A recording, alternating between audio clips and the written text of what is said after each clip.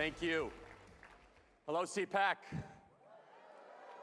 It is great to be here. Special thanks to Matt Schlapp and Dan Schneider and the CPAC team for putting on another terrific event. It is an honor to be here with so many freedom fighters from all across the country. It seems they keep on finding ways to make this room get even bigger and bigger every single year. I visit college campuses so you don't have to. You're welcome. I come with a warning and some insight. What I see on college campuses every single day is no different than what's happening in the Democrat primary right now, which is we have volunteered and sent our next generation to installations of indoctrination to teach the next generation to hate our country. And so I hear people all the time, they say, how on earth could a Bolshevik, could a breadline advocate, could a Marxist be leading the Democrat primary? And I say, have you visited a college campus at all in the last 20 years? And what I see every single day are students that are being taught that our country is racist and bigoted and homophobic and backwards, and they're being taught nothing but negatives about the greatest country ever to exist in the history of the world. Now, there's a lot of positives I'm here to share with you today. Turning Point USA is now on 2,000 high school and college campuses across the country. And as of today, our Students for Trump organization, our sister organization, has more affiliated chapters and groups than Students for Bernie Sanders. But I come here with a warning, because what I see on college campuses, when I see happening on universities across the country, I push back when people say, well, there's no way that Bernie Sanders could become president of the United States. No, he could win. And I want every conservative activist in this room to get your laughs out of the way and get the mockery out of the way and then get deathly serious. Because we should not do what the left did in 2016 and dismiss an outsider populist candidate from thinking that person can't win the White House. Because as the great Andrew Breitbart taught us, politics flows downstream from culture. And if we're honest with ourselves, we've been losing culture the last 20 years. We've been losing in the media, we've been losing in Hollywood, we've been losing in academia. And all it's going to take for the left to do is to boost turnout even higher on university campuses. They're now putting all sorts of different measures to try to get more and more left-wing students to embrace Marxism and to do same-day voting. And I'll tell you right now that if the left is successful, the college campuses are going to be the battleground for this election and for the next generation. And so people say all the time, but Charlie, what can I do? College campuses, I don't really deal with it every single day. Well, here's the first thing for every single person in this room. Please, unless you went to Liberty University or Hillsdale, Liberty's a great college, stop giving money to your alma mater. Stop it. Cut them off. They do not need your money. These universities are indoctrinating the next generation around ideas of open borders and Marxism. And where Senator Sanders gets his base is a limitless supply of millions and millions of students that are entering our university system, and they're being turned into activists. And people say, well, where did this shift happen? How did this happen? Well, 30 years ago, we beat communism, and we brought down that Berlin Wall. But we beat communism in Europe, but then communism just came straight on our college campuses. And it came into our school boards. And that's the second thing. People say, Charlie, what can I do? Because I want CPAC to be a place of action, or a place where people make decisions to do something. The left has continually and routinely taken over our school boards all across the country. And if every single conservative in this room got as involved in school board races as we do with national elections, our country would be in a much better place. With getting involved in what they're doing with our textbooks, getting involved in what they're doing at the very elementary local level. And the third thing that people can do is they say, does your kid actually need to go to four-year college? I'll tell you, going to some of the quote-unquote best schools in the country and visiting them, I would not send anyone that I care about to those schools unless you are willing to play Russian roulette with their values. We need to ask our high school seniors, hey, why are you going to college? Not where are you going to college? We need more plumbers and welders, electricians and HVAC and policemen and firefighters and veterans. And we need far less people that are hyper-educated in the humanities and communications and psychology, but they know everything possible about why America's a flawed country, and it seems as if they're the ones that can't find, that are so unhappy and unsettled, and they're saddled with student loan debt. And so every single person in this room has to understand that higher education is the cartel of the colleges, is that they exist using our taxpayer funding, taking the minds and futures of our young people as a way to not just continually keep their power structure at a certain status quo, but also to create a future political base of left-wing Democrat activists. And so, as conservatives, we have to ask ourselves the question, if we know for certain that they're indoctrinating the hearts and minds of the next generation, if we know for certain that 95% of professors in higher education are self-identified left-wingers, why is it that we continually send our most prized possession, the most prized possession in our country is our young people, and we send them to these universities? We wonder, well, I wonder why Senator Bernie Sanders is doing so well.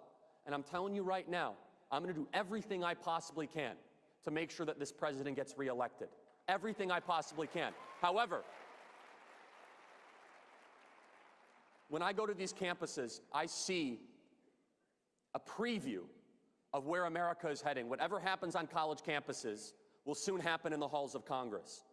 Alexandria Ocasio-Cortez and Rashida Tlaib and Ayanna Pressley and Ilhan Omar, they are a harbinger for things to come. They have bitter resentment for the greatest country ever to exist in the history of the world. The leading Democrat nominee has nicer things to say about literacy in Cuba than the heroic history of the United States of America.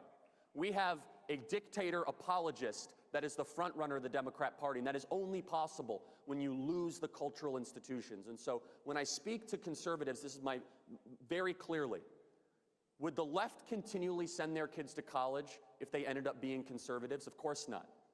They would reconsider it.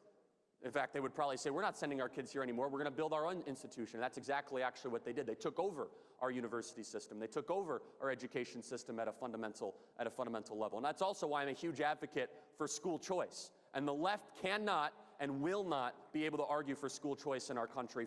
I believe that the more that we're able to challenge the true cartel, which is the National Education Association and the American Federation of Teacher Unions, and what they've done to the hearts and minds of the next generation, and not allow specifically minority communities to be able to get a higher access to education, is immoral and it is wrong. And the more that we challenge the teacher unions in this country, the more we're going to find success. But I'll tell you, as Senator Sanders or whomever they nominate, but it's looking increasingly likely like it's Senator Sanders, we're presented with an opportunity. Every election has a question of what exactly that election is about. This election is going to be a referendum on what is America. Is America a mediocre, socialist, welfare, Marxist country? Of course not. Are we a country of victims or are we a country of victors? Are we thankful that we live in America or are we angry that we live in America? And at the elemental level of why the left is doing what they're doing and why students are showing up in such high numbers for Senator Sanders, I get the question, well, Charlie, it doesn't make any sense. He's 78 years old. Why is he exciting young people so much? I say, he's exactly like the intro professor to How to Hate America 101. He speaks like that professor. He kind of looks like that professor. He's equally as angry as that professor.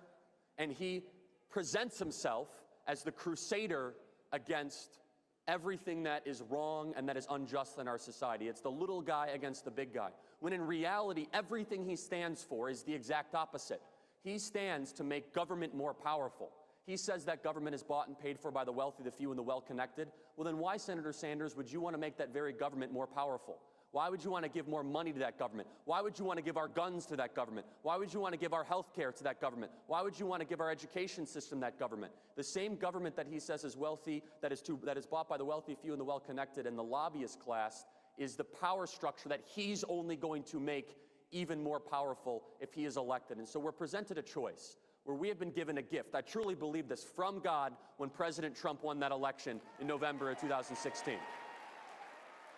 And we have The results to show for it. Let's just not forget Kavanaugh, Gorsuch, 170 circuit court judges. Lowest ever black unemployment, Latino unemployment, Asian American unemployment, 10 million Americans off food stamps, energy independence, VA Accountability Act, right to try, prison reform, Qassam Soleimani is dead, al-Baghdadi is dead, the embassies in Jerusalem, Golan Heights are recognized. He spoke at the March for Life now twice. We've cut funding to Planned Parenthood. America is in a renaissance period. Once again, we've been given a gift from this administration and what they have done. However, the dichotomy has never been more clear, that you have one side that wants to fundamentally transform one of the greatest blessings that God has given his children, and that is this country. And I do believe that if we do our job, we can. It shouldn't even be close, by the way. The fact that this election might even be close is an indictment of how far we have allowed our culture to go. But I'm telling you that where the future of whether we're going to be a free republic and a constitutional republic, or whether we are going to be a failed socialist experiment, it's happening right now in high school and college campuses. Those are the battlegrounds of the hearts and minds of tomorrow. And so what we are doing every single day, and what I know all of you are equally as passionate about, to fight for that next generation, to be able to convince them, is in my opinion, one of the most important endeavors in the entire country. And I'll tell you, this is exactly why Senator Sanders goes to college campus after college campus. But opposite of what the media might lead you to believe, President Donald Trump has empowered a resurgence of conservatism on college campuses across the country. The exact opposite of what the media might lead you to believe. I'm going to tell you why. The Republican Party of Mitt Romney, correct answer, by the way, correct. Every time his name is mentioned, you should respond that way. Because he lied to every single person in this room that knocked on doors for him, that made phone calls for him, that donated his campaign. Because we thought that he was going to be a crusader against the Marxist president that preceded Donald Trump. And now he asks and he begs for the endorsement of Donald Trump for the Senate in Utah. And then he goes and votes for that sham, unconstitutional impeachment. He embodies the very same political class that President Trump ran against. But the party of Mitt Romney was a party that did not fight. It was a party that wanted to preserve the ruling class. It was a party that did not give the next generation confidence and courage and conviction to stand for what is correct. And I can tell you, when students on college campuses wear those beautiful Make America Great Again hats, and I'll tell you, if you want to be a rebel on a college campus, wearing a Bernie Sanders shirt will get you thumbs up, high fives, and invites to all the coolest parties. You want to be a rebel, wear that hat on a college campus. You want to see what true rebellion is? Try walking around Brown, Yale, Princeton, Stanford, UCLA with that hat.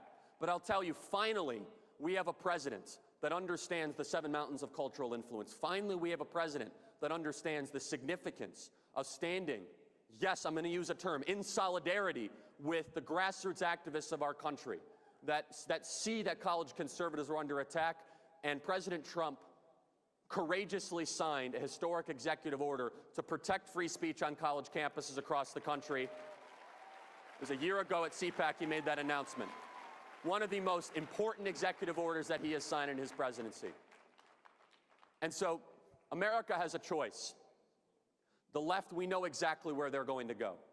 However, as we look into this election and even into elections to come, we have to ask ourselves a question as a conservative movement. Are we going to revert back to the party of the status quo ruling class, of Mitt Romney, of open borders, making China continually get rich, and just being a technocratic governing ruling class? Or are we going to learn from what I call the MAGA doctrine, which is a doctrine of American renewal, revival, one that America is the greatest country in the history of the world, one of American sovereignty that believes in the working class, a conservative movement that believes in people that shower before work and after work, a conservative movement that is not afraid to challenge the tech companies, Hollywood, the media, not afraid to challenge the cartel of the colleges. That's a conservative movement that's going to represent the people, not the Washington, D.C. political ruling class. And that is a conservative movement that will win in November as we go up against socialism. So, in closing,